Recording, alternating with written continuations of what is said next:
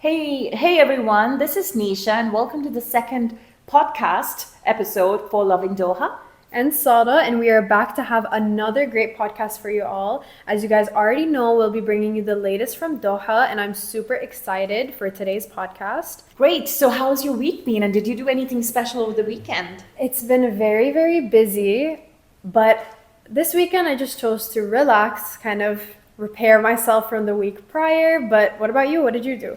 I actually was quite adventurous over the weekend. I took my boys to the International Shopping Festival, and it completely blew me away because when we walked through the markets, we saw so many artisanal goods and wares, made by, handcrafted by local artisans as well as people all across the Middle East. So it was really fun to shop with a cause and contribute to the artisans. Only a shopaholic would say that.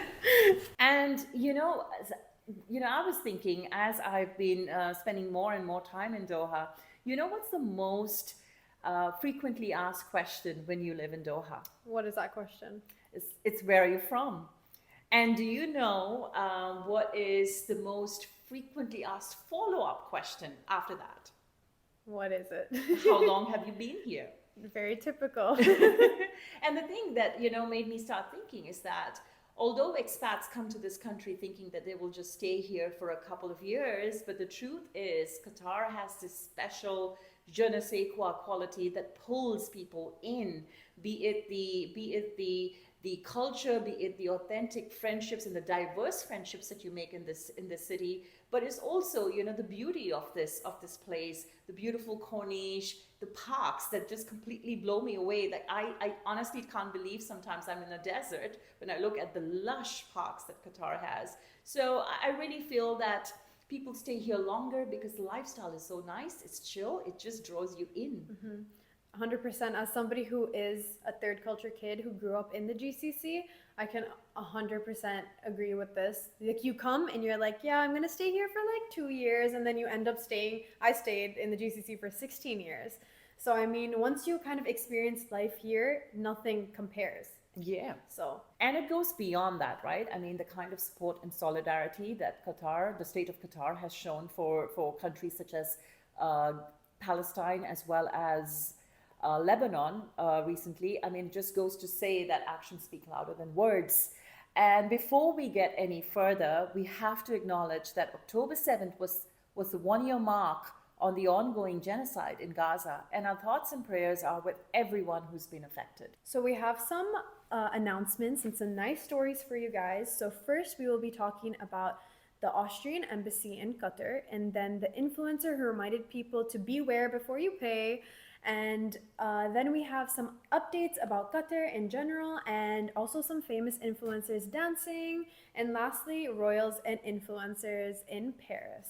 So Qatar's Austrian embassy shared a diplomat's pro-Israel message just a day after the 1-year mark on the genocide in Gaza, and people in the comment section were not happy. So the comments on the post consisted of disbelief and outrage, and many people reminded the diplomat that this didn't begin on the 7th of October. Qatar is set to welcome 6 million visitors each year.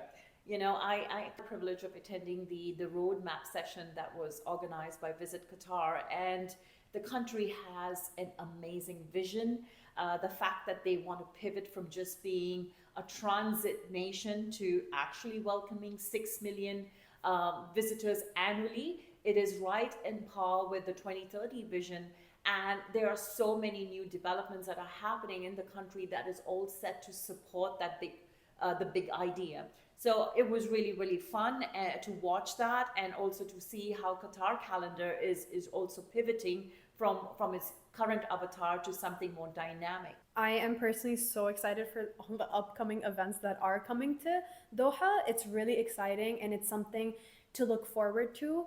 But moving on to the comments, there was one commenter that commented on how they wish the Haya process was easier. And in regards to that, there is the 102 nationalities that are now being able to enter Qatar visa-free, and also the Haya process has become enhanced for smoother visa processing for those who still need it. Amazing. So that's great. We can actually call our relatives over.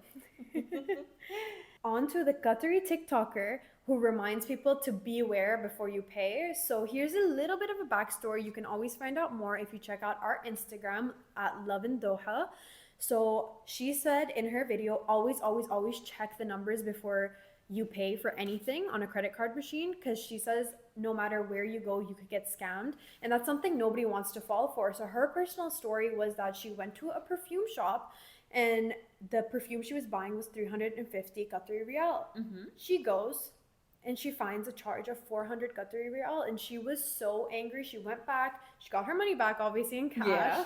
But yeah, that was crazy. That blew my mind. And also another commenter in the comment section was talking about their own story and how she went to a restaurant and it was fairly empty. I think she was the only person in the restaurant. And she got her bill when she was done eating, and she got charged for not one but 2 dishes. And there was nobody else in the restaurant. And when she called the waiter over, she was like, hey, why do I have this charge? And then the waiter was like, oh, by mistake. And then the commenter commented that there was no way that could have been by mistake. And ever since then, she started double checking her bills now. As we all should, Sarah. So has anything like that ever happened to you, Sarah?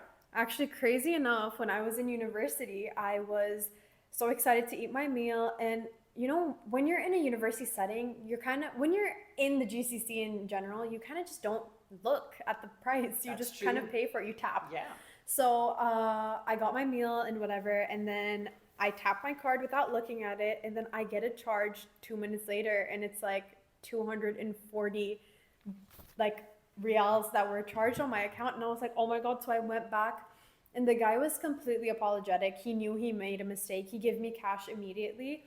But ever since then, not only do I ask for the receipt now, because I never used to do that because I hate receipts, I just throw them. I don't know about you, but ever since then I was like, I need to always double check. So that's so true. Moving on to another influencers, the Tamim family, who they're basically a Qatari family influencer kind of page.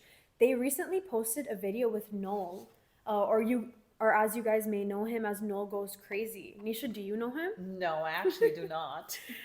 You've been missing out. So he blew up on TikTok for stealing things from people. And before when the person reacts, he just starts dancing, and then he takes off his whatever hat or whatever he has on, and he has this amazing, beautiful afro.